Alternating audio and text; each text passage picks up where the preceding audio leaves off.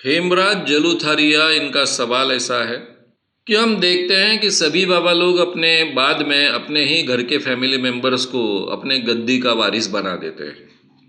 तो भी लोगों के ध्यान में, उनके भक्तों के ध्यान में कैसे नहीं आता है कि ये लोग को ठग रहे हैं। भक्तों के ध्यान में कुछ भी नहीं आता है, क्योंकि बाबा को मानने की, बाबा को स्वीकारने की पहली शर्त होती है अपने दिमाग का यानी तर्क बुद्धि का उपयोग न करना। उसके बिन हम किसी बाबा को मान ही नहीं सकते।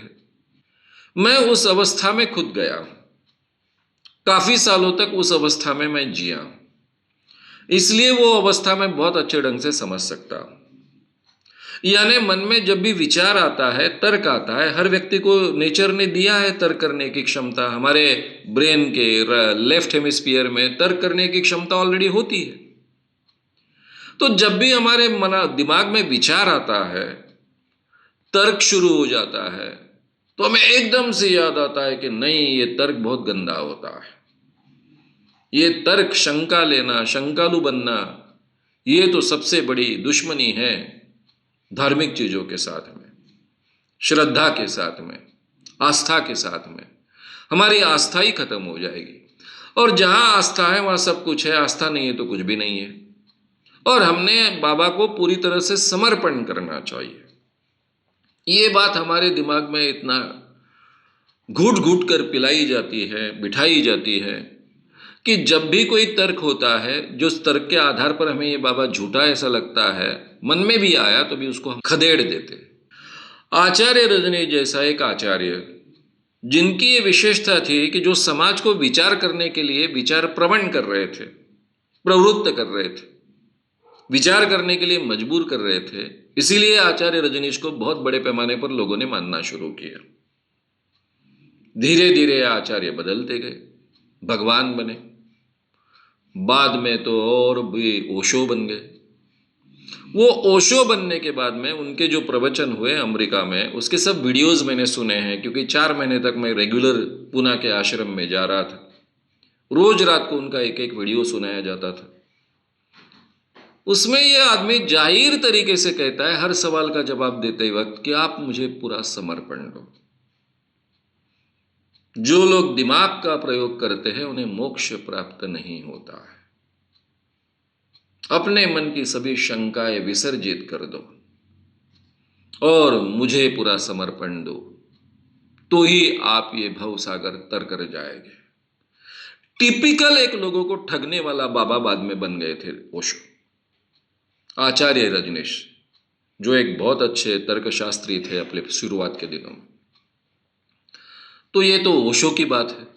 बाकी आम बाबा तो शुरुआत में से ही लोगों से ठगना शुरू कर देते हैं, शुरुआत से ही ये बातें हमारे दिमाग में डालते हैं। इसलिए बाबा बाबा के कोई भी बात पर हमारे मन में हम संदेह खड़ा नहीं होने देते।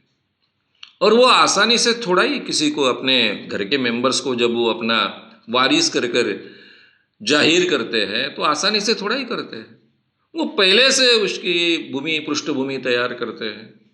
जैसे आसाराम का लड़का है, ठीक है, आसाराम तो पहला बाबा था, उसने अपने आप को बाबा कर कर एस्टेब्लिश किया, प्रवचन भी देता था। लेकिन उसका जो बेटा था, उसको तो कोई आवश्यकता नहीं थी, कि बाबा ने खुद डिक्लेयर कर दिया था कि वो भगवान कृष्ण का अवतार है। खुद भी भगवान कृष्ण का अवतार, बेटा भी भगवान कृष्ण का अवतार। बेटा 2 ही काम करता था, मस्त शराब पीता था और हर आश्रम की लड़की को जो भी पसंद आए उसको उठाकर उसके साथ में भोग करना, इतना ही काम करता था। और कुछ काम करने की उसको आवश्यकता ही नहीं थी। फिर भी वो गादी का वारिस था। आसाराम के बाद में वो भगवान का अवतार था। यानी ये लोगों के दिमाग में कैसे विचार नहीं आता कि आसाराम भी भगवान कृष्ण का अवतार और उसका बेटा भी भगवान कृष्ण का अवतार, एट ए टाइम 2 अवतार कैसे यहाँ पर, ये भी उनके दिमाग में कभी नहीं आया। क्योंकि दिमाग ही चलाना नहीं, ये पहली शर्त है।